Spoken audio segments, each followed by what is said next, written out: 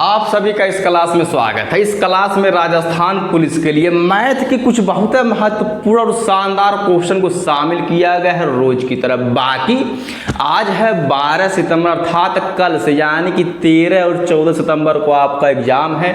तो आपके एग्जाम के लिए ब्रेन मैथ्स यूट्यूब चैनल की तरफ से वेल विशेष। बाकी ज़्यादा हम आपका समय नहीं लेते हुए हम आते हैं सीधे अपने क्वेश्चन नंबर फर्स्ट पे, क्योंकि आपके समय में एग्जाम एकदम न के बराबर बचा हुआ। बस आपसे यही एक रिक्वेस्ट है कि आप क्लास में लास्ट तक बने रहेगा, क्योंकि जितने भी क्वेश्चन शामिल किए गए हैं बस आप यही जानिए कि आपके एग्जाम के लिए अर्थात कल के एग्जाम के लिए एक नहीं 1000% बहुत ही महत्वपूर्ण साबित होंगे। केवल आप लास्ट तक बने रहें। तो हमारा पहला क्वेश्चन है, दो व्यक्तियों की आयु का अनुपात 5:9 है और उनमें से एक की आयु दूसरे से 40 वर्ष अधिक है। अब बोला है कि उनकी आयु का योग कितने वर्ष होगा। पहली बात तो यह है, अगर दो व्यक्तियों की अगर आयु का अनुपात अगर 5:9 दिया गया है, लेकिन यहाँ पे कंडीशन यह दे दिया है कि उनमें से एक की आयु दूसरे से 40 वर्ष अधिक है, तो भैया हम आ जाते हैं रेशियो में। अर्थात कहने का मतलब ये है कि उनमें से एक की आयु का अनुपातवा दूसरे की आयु के अनुपातवा से कितना अधिक है हम देख लेते हैं। अर्थात 9 में से 5 घटाएंगे 4, अर्थात ई वाला रेशियो हुआ, ई वाले रेशियो हुआ से 4 अधिक है।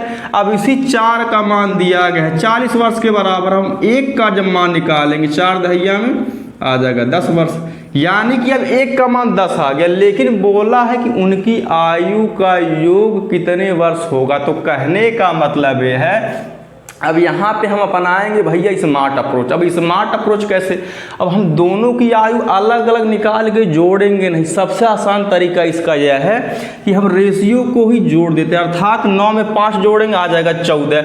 अब यहाँ पे 1 का मान 10 निकला है, अब 9 में अगर 5 जोड़ेंगे आ जाएगा 14, तो भैया 10 में 14 से गुणा कर देते हैं, यानी कि 14 दहिया में 140। अर्थात कहने का मतलब ये है कि दोनों की आयु का योग होगा 140 वर्ष, जो कि ऑप्शन नंबर हमारे दिया गया है बी में। केवल आप लास्ट तक बने रहे, बस आप यही जाने कि आपके कल के एग्जाम के लिए बहुत ही महत्वपूर्ण साबित होगा। बाकी राजस्थान पुलिस के लिए रीजनिंग और मैथ्स की जितनी भी क्लास हो चुकी हैं जाके आप उनको देखें, आपके एग्जाम के लिए बहुत ही महत्वपूर्ण साबित होगा।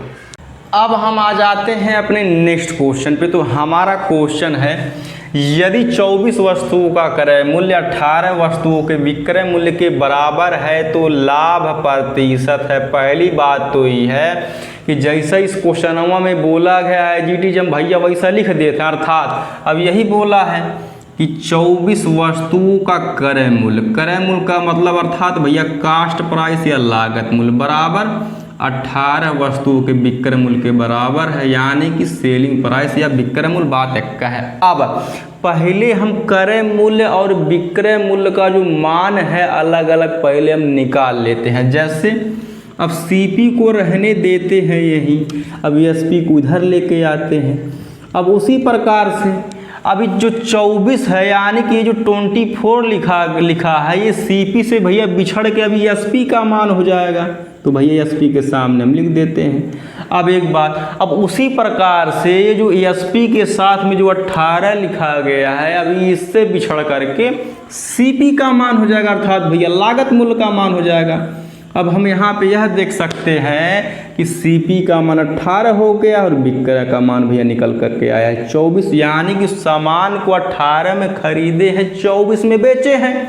अब कम में खरीदेंगे और ज़्यादा में बेचेंगे तो लाभ है होगा, तो लाभ बराबर हो जाएगा विक्रय माइनस क्रय मूल्य। अर्थात 24 में से जब 18 घटाएंगे आ जाएगा 6 रुपया, यानी कि 6 रुपया का लाभ हुआ है। लेकिन पूछा है लाभ प्रतिशत, तो लाभ प्रतिशत का फार्मूला होता है लाभ गुणे 100 बटे क्रय मूल्य, अर्थात भैया 18 रुपया।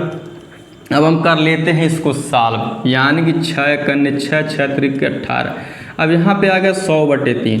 पहली बात तो यही, अब ये फ्रैक्शन में निकल करके आया है। जब ये भैया फ्रैक्शन में है तो न ई वाला ऑप्शन होगा न ई वाला और न ई वाला, अर्थात डी वाला ही ऑप्शन होगा। लेकिन ये मिश्र भिन्न में है तो मिश्र भिन्न में इसको हम चेंज कर लेते हैं। अब जैसे कि अंश में हमको लेके आना है 100, तो 33 तिया 99 और 99 में 1 जोड़ेंगे आ जाएगा 100, यानी कि 33 सही 1/3% का लाभ होगा, जो कि ऑप्शन नंबर हमारे डी में ही मौजूद है। अब हम आ जाते हैं अपने नेक्स्ट क्वेश्चन पे। तो हमारा जो क्वेश्चन दिया गया है, यदि 51 मजदूर 170 मीटर लंबी दीवार को 25 दिन में बनाते हैं तो 30 मजदूर 120 मीटर लंबी दीवार को कितने दिनों में बना सकेंगे। अब इस चैप्टर का नाम है टाइम एंड वर्क, अर्थात कार्य और समय। और ये जो टाइप है क्वेश्चन का M1 D1 वाला, अर्थात कहने का मतलब है, पहले हम फार्मूले को लिख लेते हैं, जैसे कि M1 multiply by D1 multiply by H1। अब यहाँ पे M का मतलब मैन या आदमी से है, D का मतलब डे होता है, H का मतलब हावर होता है, यहाँ पे H1 रहेगा बटे W1। अब यहाँ पे W का मतलब यह है कि जिस कार्य को हमको करना है उसी को बोलते हैं W1। अब बराबर फिर उसी प्रकार से M2 D2 H2 बटे W2। अब इसमें जो वैल्यू दी गई होगी उसको हम भैया कर लेते हैं पुट, अर्थात बोला है कि यदि 51 मजदूर, यानी कि M1 का मान है 51 मल्टीप्लाई भैया D1। अब हम देखते हैं कि D1 इसमें दिया गया है कि नहीं। अब 170 मीटर लंबी दीवार को 25 दिन में बनाते, अर्थात यहाँ पे D1 का मान भैया 25 है। अब बोला है कि 170 मीटर लंबी दीवार को, यानी कि जो हमारा कार्य अर्थात जो W1 का मान है वह हमारा है 170 मीटर लंबी दीवार। अब यहाँ पे H1 का मान कहीं दिया गया नहीं, अगर इधर H1 का मान नहीं दिया गया तो इधर भी नहीं दिया गया होगा, ठीक। अब बराबर हम कर लेते हैं। अब M2, अब बोला है कि तो 30 मजदूर, अर्थात M2 का मान भैया 30 है। अब मल्टीप्लाई बाई D2, अब बोला है कि 30 मजदूर 120 मीटर लंबी दीवार को कितने दिनों में बना सकेंगे, अर्थात यहाँ पे D2 का मान हमको ज्ञात करना है। अब यही बोला है कि 120 मीटर लंबी दीवार, अर्थात जो भैया हमें कमवा करना है वह बनाना है हमको 120 मीटर लंबी दीवार। अब इसकी मदद से हम भैया ज्ञात कर लेते हैं D2 का मान, अर्थात 30 सकन्ने 30, 30 चौका 120। अब उसी प्रकार से 17 कन्ने 17, यहाँ पे एक भेली, अब 17 तियाँ 51। अब फिर भैया इस साल होगा, अर्थात 5 पच्चे 25, 5 दूना 10, अब 2 कन्ने 2, 2 दूना 4, अर्थात कहने का मतलब ये है कि अब कोई संख्या कटेगी नहीं, जैसा कि आप देख सकते हैं। अब 3 का गुणा हम जब 5 से करेंगे आ जाएगा 15। अब हम 15 का गुणा अर्थात 15 से 2 में क्रॉस मल्टीप्लाई करा लेते हैं, अर्थात 15 दूना आ जाएगा 30, यानी कि D2 का मान आ जाएगा 30 दिन, जो कि ऑप्शन नंबर हमारे दिया गया है डी में। अर्थात कहने का मतलब ये है कि अगर 30 मजदूर अगर 120 मीटर लंबी दीवार को बनाते हैं तो 30 दिन का समय लेंगे।